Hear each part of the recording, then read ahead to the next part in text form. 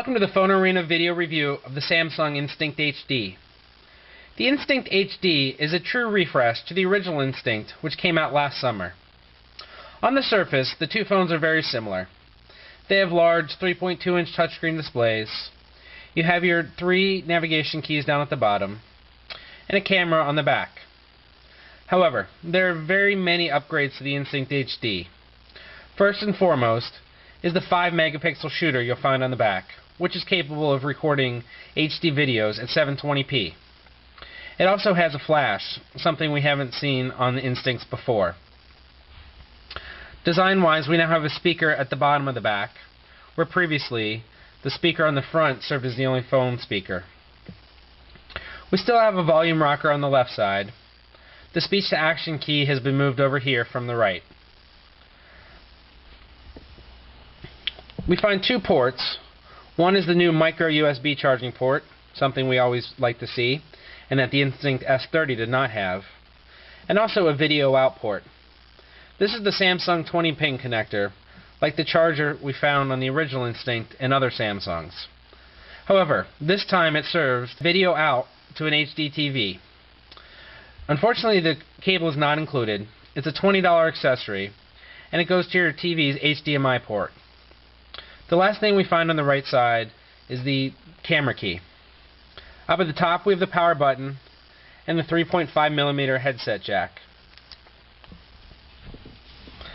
Again, the software looks very similar to what it was before. However, it's been upgraded.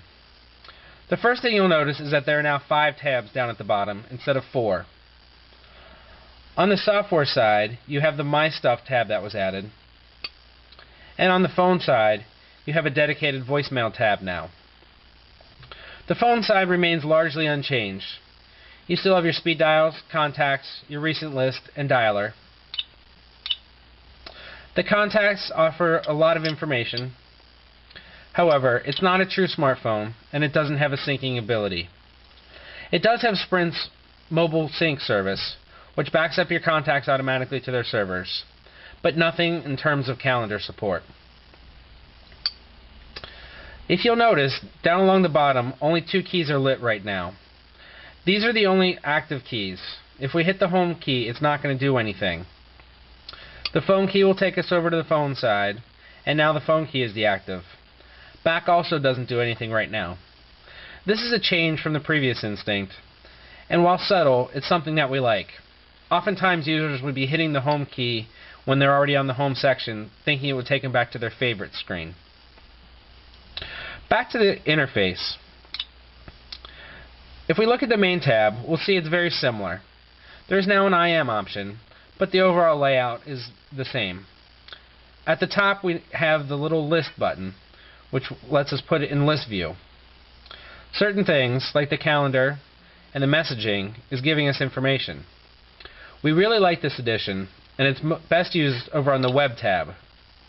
Here we find a new weather.com tab and CNN tab, as opposed to the old weather and news section. For all the different cities we have on there, it's giving us current weather information. As you can see, there's 3 dots. However, there we go. It does sometimes take a little bit of cajoling to get it to actually move to different cities. CNN is the same way. There are 5 headlines that are delivered straight to your device. This is a very cool feature, and one of the examples of the little tweaks in the software that make it much better. However, it's also an example of the sluggishness that still remains. The display itself is now capacitive. It's 320 by 480 in resolution with 16 million colors. It is undoubtedly a much better screen than we saw before. For a capacitive screen, though, it's not nearly as sensitive as something like the Palm Pre or the iPhone.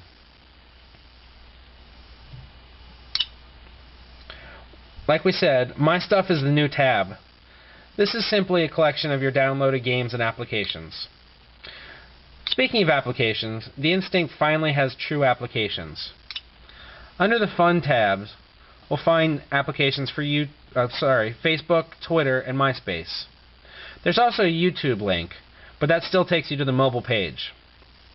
However, the mobile page is much better this time around.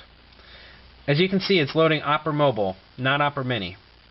This is the first time that a device has used Opera Mobile and not been a Windows Mobile phone. It performs very much like Opera Mobile that we saw before, but it has some nice enhancements. This is a little history preview, and when we bring it up, we have a nice menu system.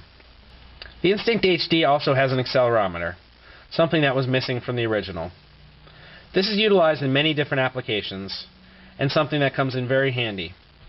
The first time around we didn't really think that we missed it too much. However, seeing how it's utilized in programs like the web, as well as Sprint Navigation and Google Maps, we do enjoy having it around. The web browsing is done over Sprint's EVDO Revision A network, and also has Wi-Fi for high-speed data when you're not connected to 3G. We really do like the Instinct HD. There are a lot of great improvements from the original. The feel is fantastic, it's solidly constructed, and we don't have any issues with the software in general. However, in practice, the software does run a little bit slow at times. That's our main problem with it, and at a phone that costs $250, we'd expect better. It would have been great to see TouchWiz UI on this, or at least some variant of. We think that if Sprint drops the pricing on this, they'll have a great winner on their hands. It's definitely the best feature phone in the market. However, with the HTC Hero coming at $180, the Palm Pre available at $150, and the newly announced Samsung Moment available also at $180, with an AM OLED screen and running Android, we just don't see where the market is for the Samsung Instinct HD.